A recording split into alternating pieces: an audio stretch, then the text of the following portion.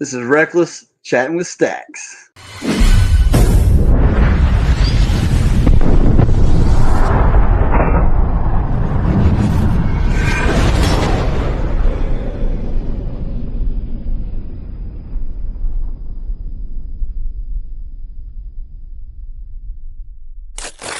Welcome to this episode of Chatting with Staxx. I'm your host, Bill Staxx, and today I got Reckless. Yeah, you're not like eating with them or doing other things. Yeah.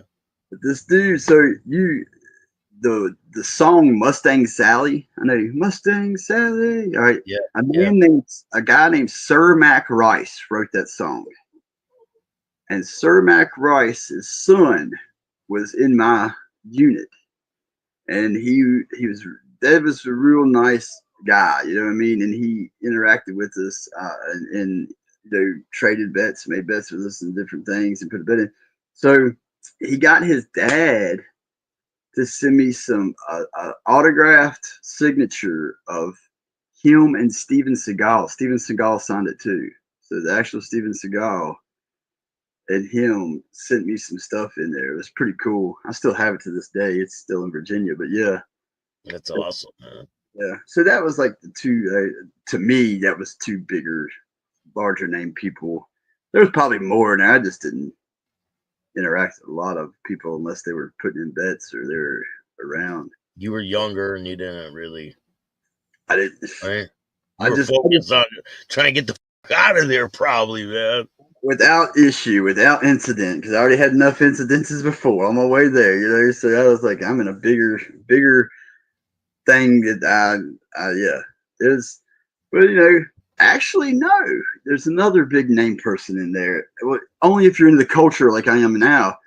There's a book called Out in Bad Standings, and it's about some outlaws, banditos, and some other clubs. Anyways, there was a guy there named Leadhead, and he was, I think he was an ex-outlaw. Him and a couple other guys that were right on the same tier as me. They all knew each other and stuff from riding. Anyways, this guy was in this book. So this guy is actually in the book, and it was pretty cool. He's telling me all kinds of stories. So I guess he was a larger guy in my life in the sense of what I came upon in there and when I got out, Yeah. It was pretty wild. When did you get your nickname? Was it in prison? No, it was after that. It was years after that, Yeah, we'll get into that. How old are you at this point? Around 23, 20 something?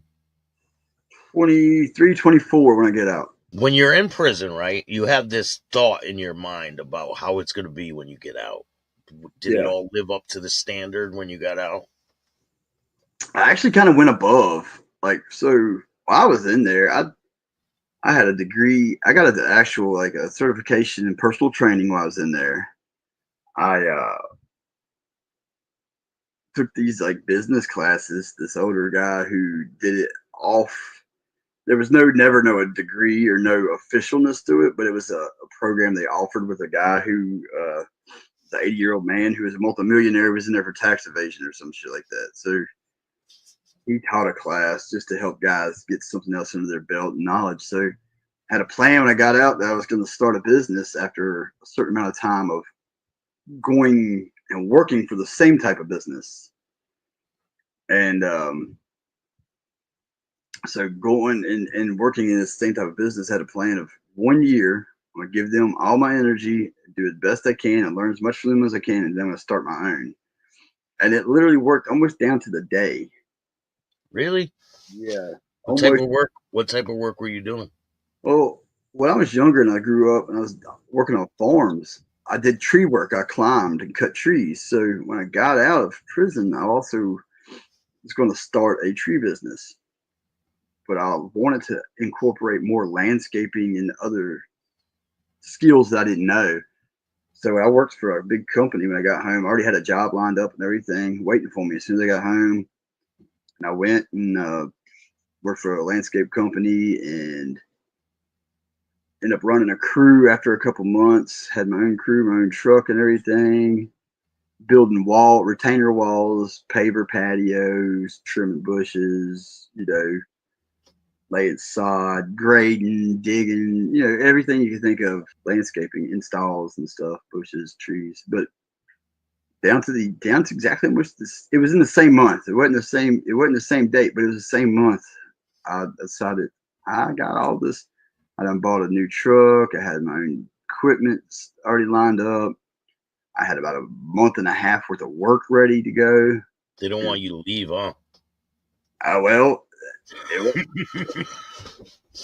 the owner of that company, actually, we got in a fight on the phone when I was on a job site, and that was what did it for me. I was like, dude, I don't need this, Yeah.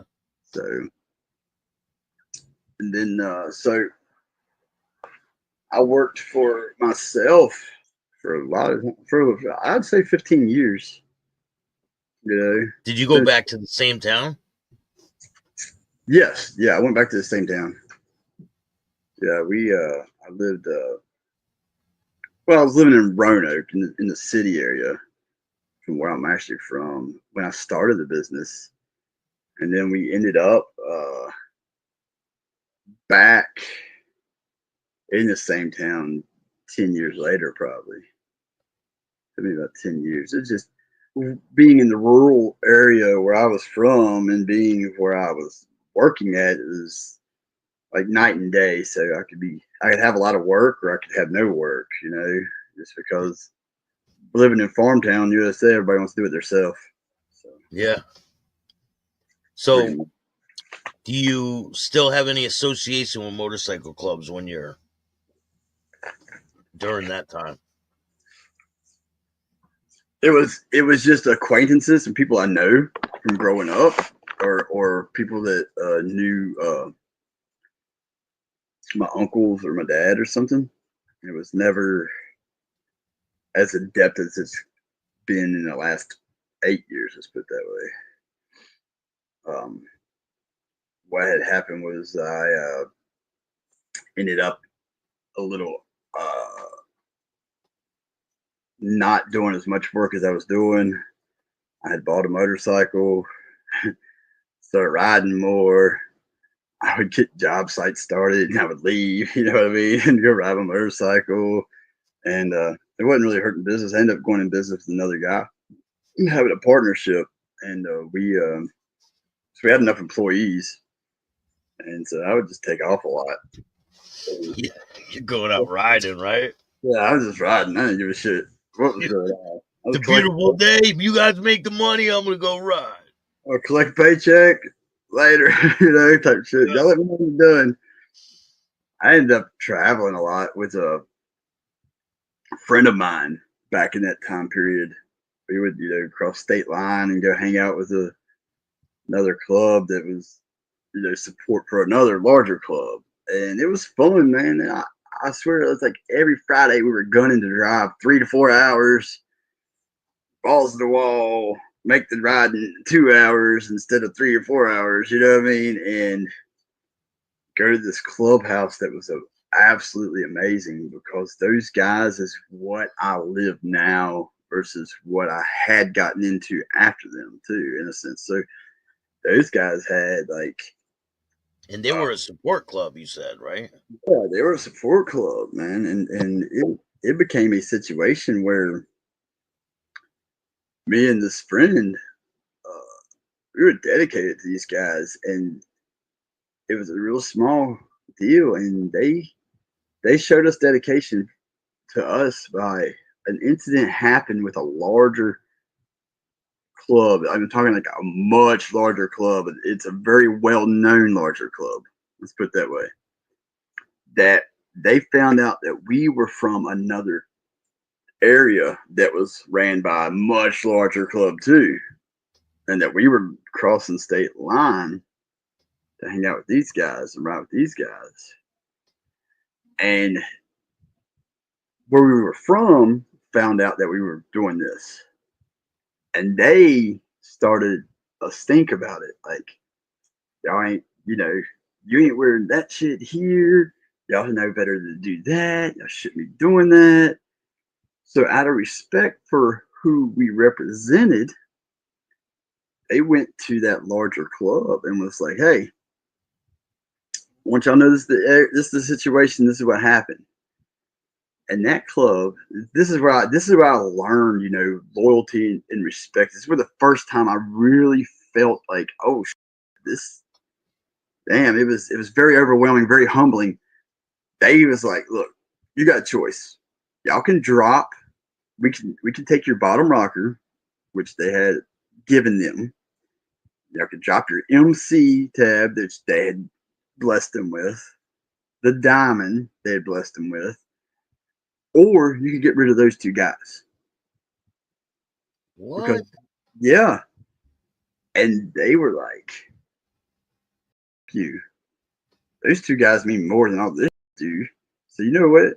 They literally took that bottom rocker, the MC tab, the diamond, all that, and took it off all of our crap and kept us and went straight to that clubhouse, that larger club, and laid it down and said, now what? We don't need your permission to do what we're doing. Wow.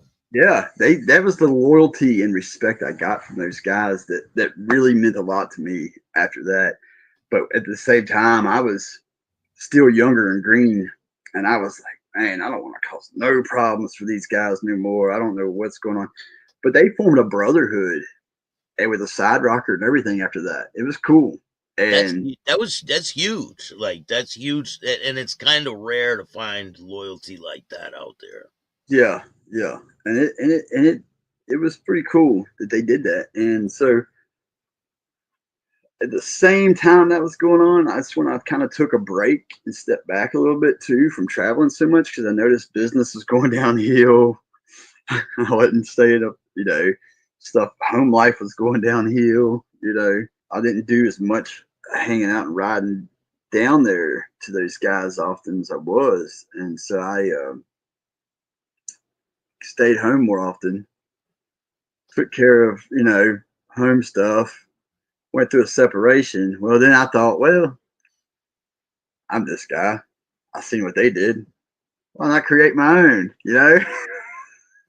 And so I was good. I literally had that mentality of like these guys, those guys, those guys are my guys, but I don't want to go down there no more. I want to do that here. So I put together my own little crew of people riding around town, riding in and out of a territory that we put a patch on our back and we were doing it, And I get approached by one of their support clubs.